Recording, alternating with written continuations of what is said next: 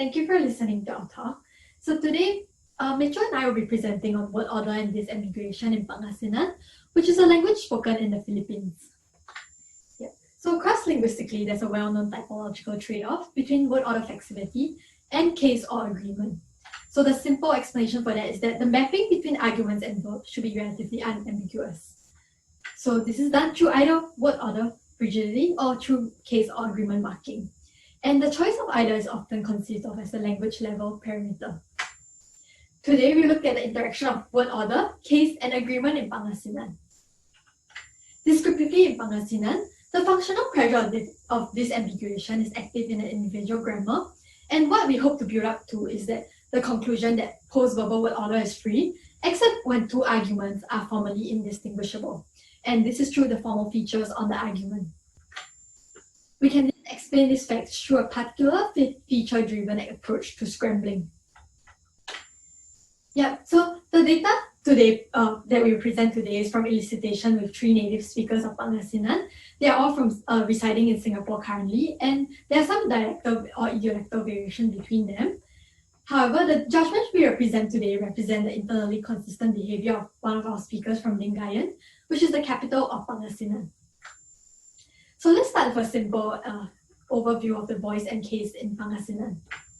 So like most Philippine languages, Pangasinan is predicate initial, and it exhibits a voice system whereby in every clause, one argument is selected as a pivot and receives nominative case. This choice of pivot is reflected also by morphology on the verb. All the other arguments then bear other cases, such as genitive or oblique. So let's look at some data from Pangasinan. So first, in the active voice, the asion is selected as the pivot, so it receives the nominative case. So here in the sentence, the man wrote a letter. The man, luckily, receives the nominative case. On the other hand, in patient voice, the theme argument receives the nominative case because, the theme is selected as a pivot in a patient voice clause. So this terminology actually used quite widely in the literature of Philippine languages, and we will use these terms throughout our presentation. In Pangasinan, there are also other peripheral voices such as locative and benefactive, but here we will concentrate on the actor voice versus patient voice. So as we see in the previous slide, the genitive case marker in Pangasinan is la. For the nominative case marker, there's some sort of variation. For proper names, we use si. And on common nouns, there are 2 possible nominative case marker, mai and su. Mai and su generally appears to be in free variation, so 3 is a repetition of 1 previously, and we can use either mai or su to mark the pivot asion. However, later, when we look at other sentence types, their behavior will come apart. So besides the typical clause, like which other Philippine languages also allow, Pangasinan has the additional clause type, where both the pivot and non-pivot agent receives nominative case.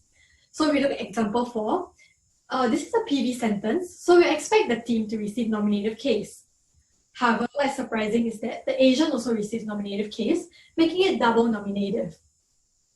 This pattern is curious because in our knowledge, in sister languages of Pangasinan, such as Tagalog and Bicol, this is not allowed.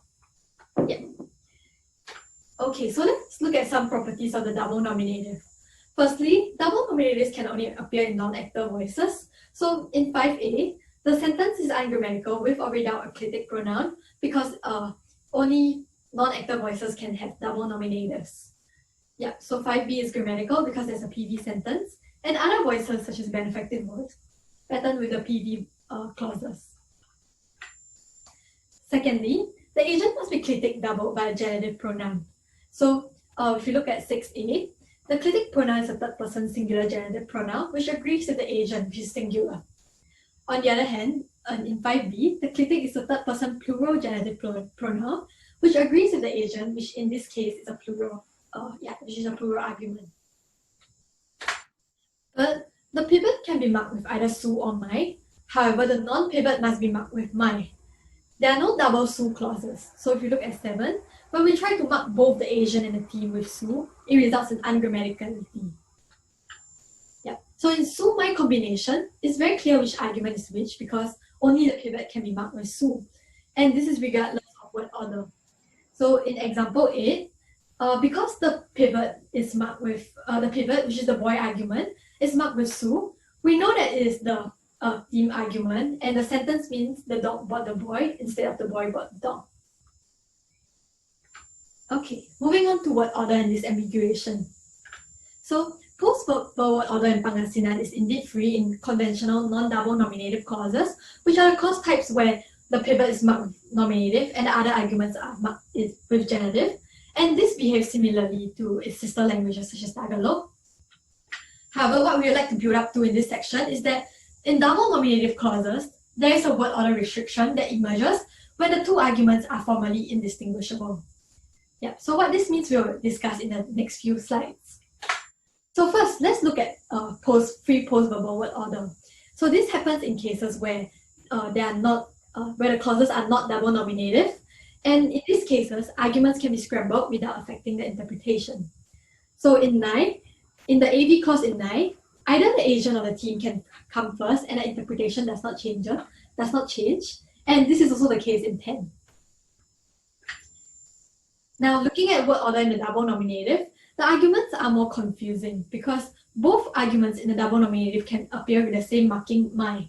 So when they look the same, the arguments might be confusable, and hence their word order becomes restricted to the asion before pivot order. However, it's not always the case that in double nominatives, we must have the asion before pivot order because there are many other ways in which two arguments can be formally distinguished. In these cases, when we can distinguish the arguments formally, word order is again free. Here we pause to make a note that this is actually the internally consistent behavior of one of our speakers' grammar, and there are actually dialectal or idiolectal variations, but we comment on other speakers' judgment at the end of this presentation. Okay, so first, let's look at word order rigidity. Consider the following example, 11, where the order is my girl, my boy. So in this case, if the word order were to be free, the sentence could have been the girl hit the boy or the boy hit the girl.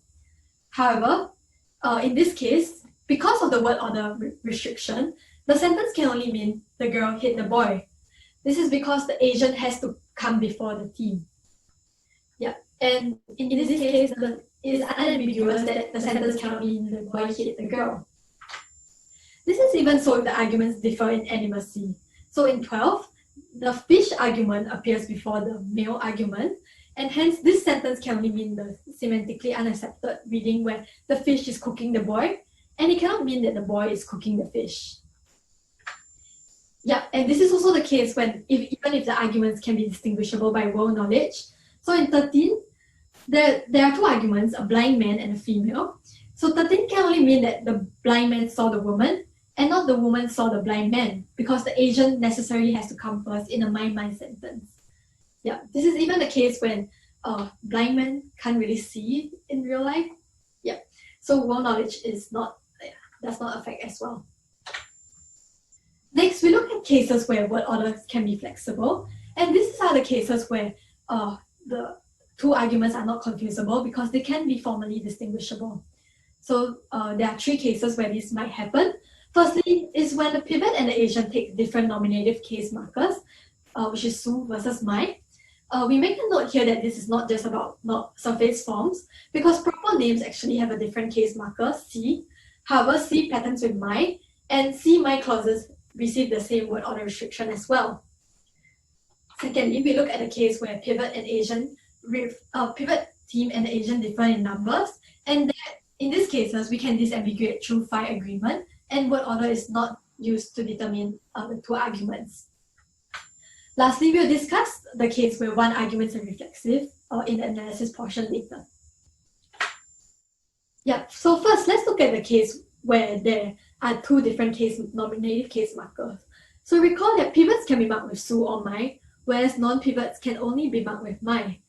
When a pivot is marked with Su, the relative word order is free. So in 14a, the girl argument comes before the boy. However, the interpretation is still the boy hit the girl and not the girl hit the boy. And this is because the girl argument is marked with Su, which we know can only mark pivots. And since this is a PV sentence, the girl, which is marked with Su, has to be the theme. Yeah. Next, we look at the case where the phi features of the two arguments are different. So first, we can look at a case where the agent is singular, whereas the team is plural. So recall previously that clitic pronouns actually help to cross-reference the asion. So in this case, because there is a third person singular genitive clitic pronoun, we know that the asion is the argument that is singular. So hence, we can pick out which argument is the asion by looking at which argument is singular, and we do not have to rely on word order. Hence, 15b is grammatical, even though the team comes before the asion, and the sentence means that the boy is cooking the fishes and not that the fishes is cooking the boy. Likewise, for the case where the asion is plural and the team is singular, we observe a change in the clitic pronoun from the to da, which is a third person plural clitic pronoun. In this case, we can pick out the plural argument as the asion, and hence word order is again not used to disambiguate. Yeah, so we can confirm this by looking at the case where both arguments have plural, both arguments are plural, and the word order restriction is yet again observed. So in 17, the clitic pronoun is da, which is the third person plural pronoun. However, because both arguments are plural, we do not know which argument is the asion. Hence, we have to rely on word order to disambiguate between the two arguments. Thus, in 17b, because the fish argument appears before the boy argument, the sentence can only mean that the fishes are cooking the boys and not the boys are cooking the fishes. Thus, we can conclude that word order is fixed precisely only when two arguments can be formally distinguished, either by the different case marking of my versus Su, or by different 5-feature agreement, or the last one is true reflexive status, but we only touch on that in the analysis portion later on. When the two arguments can be distinguished by these factors, word orders is free and the arguments can be scrambled without affecting interpretation. Yeah. So now I'll hand over to Mitchell, who will talk about analysis. Great. Thank you, Joey. So our analysis will come in 3 parts. So first, we'll introduce a basic theory for how to think about the syntax of Philippine voice systems. This is based on my joint work with Ted Levin and Copa van Urk. Then we'll talk about an extension to double nominatives, which again is a clause type not observed in Tagalog and Bicol, these other Philippine languages that have been better studied. And then finally, we'll talk about our analysis for scrambling. So first, here's our basic theory for voice systems. So following the work of Aldridge and Rakowski and Richards, we take it as true always that the pivot is the highest argument in the lower phase of the clause. We'll just call that little VP. So in an actor voice clause, that's just going to be the agent, which is base generated highest, and then we're done. That is the pivot. In a non-actor voice clause, the pivot is some nominal that moves around the agent to a higher specifier position and is therefore the highest nominal in the lower phase. We'll note that this pivot movement in the non-actor voices is a covert movement, which will be important for the word order facts later. Now let's talk about licensing and case morphology. So the pivot receives structural nominative from a higher licensing head. Here we'll just call this L, giving the pivots in both 19A and 19B nominative case. Nominals in the lower phase, which without some independent marking such as oblique or some other structural case, will be realized with default genitive, and that gives us the genitive on non-pivot agents in non-actor voices, as well as other genitive internal arguments in actor voice. The verbal complex then moves up to become leftmost.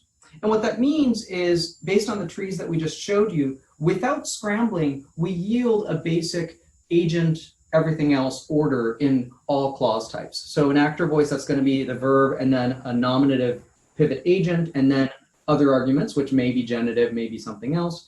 In non-actor voice, we have the verb and then the genitive agent, and then the nominative pivot downstream. And we'll note that there are a number of previous authors who have also argued, looking sort of typologically across different Philippine languages, that the verb, genitive agent, nominative pivot order seems to be a very common or perhaps the base order in many of these Philippine languages. Now let's talk about our extension to the double nominatives in Pangasinan. So we're going to claim that unlike some of other Philippine languages, this licensing probe L has 2 probes on it. So one is the obligatory probe, familiar from other languages as well, that targets the closest nominal and assigns structural nominative case, which could be realized by my or su on common nouns.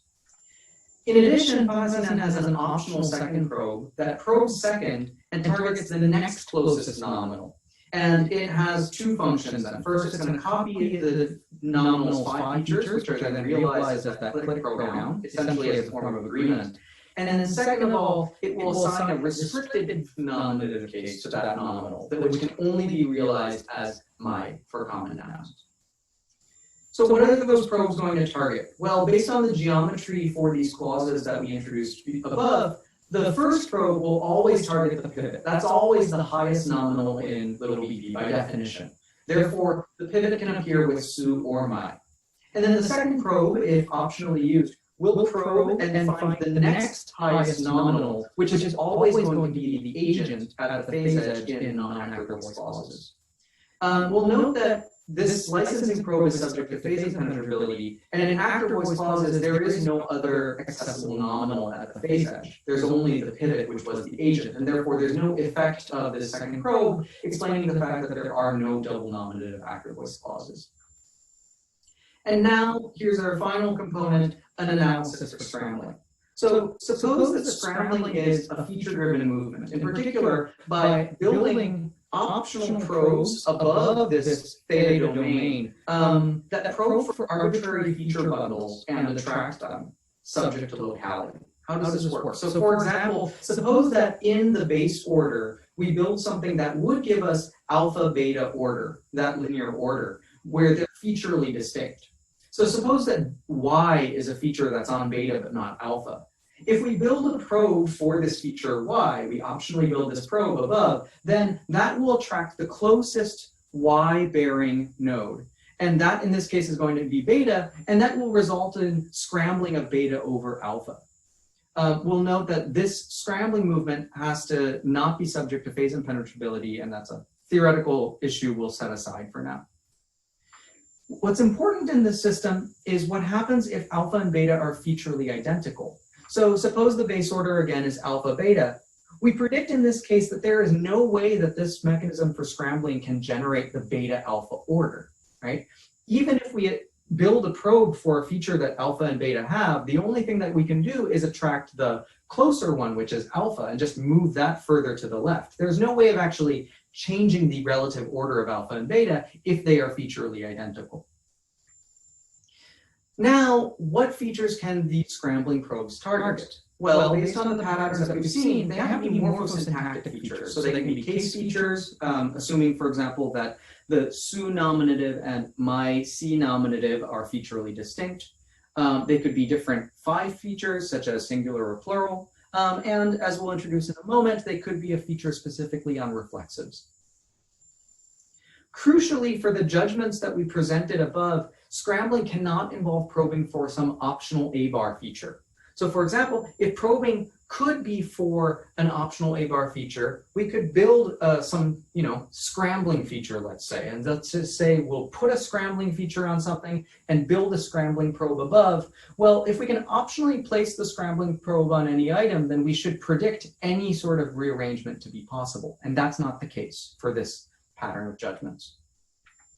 Now, we'll note that the rigid word order judgments that we observed above, which our theory that we just introduced accounts for, is not shared by two other speakers that we've worked with. So for these two other Pangasinan speakers, they do allow the use of world knowledge to disambiguate arguments. And when world knowledge doesn't disambiguate, sentences can be unambiguous, although there's still an agent pivot preference. And we suggest that this means that these speakers do make use of that optional A-bar scrambling feature.